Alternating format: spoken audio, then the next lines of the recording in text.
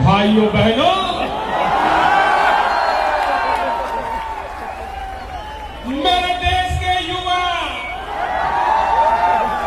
भारत का भविष्य, मेरे भारत मां के लाल, इस प्रकार से जंतर मंतर पर प्रोटेस्ट करते देखता हूं तो मुझे पीड़ा होती है। भाइयों बहनों, इस प्रकार से आप लोगों पर आंसू गैस का गोला छोड़ा गया,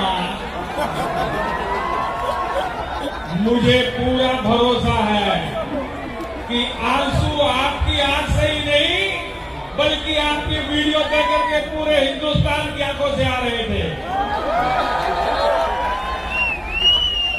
भाइयों बहनों, मैं अगर सत्ता में होता, मैं सत्ता में रहा हूं, मुझे पता है कैसे क्या होता है।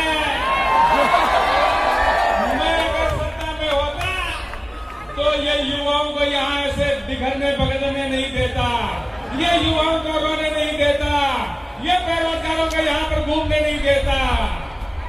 और इसलिए जब मेरी सरकार बनेगी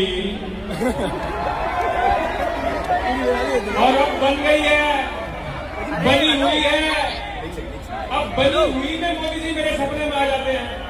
रात को ही मोदी जी सपने में आ गए।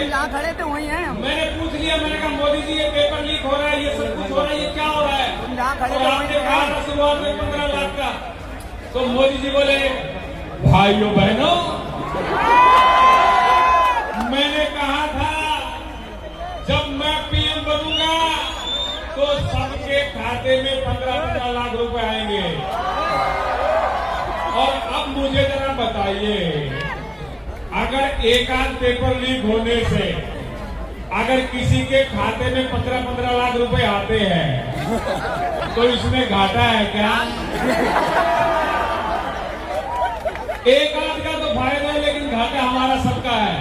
और दोस्तों, मैं इतना ही कहूंगा कि जितने दिन से आप लगे हुए हो, बहुत लोगों को ये उम्मीद भी नहीं थी कि इतने दिन ये चलेगा, लेकिन हम लोगों की एकता और संयम से, शांति से ये इतने दिन निकले हैं। और साथियों, जब तक जीत हासिल नहीं होती हमें और डटे रहना है।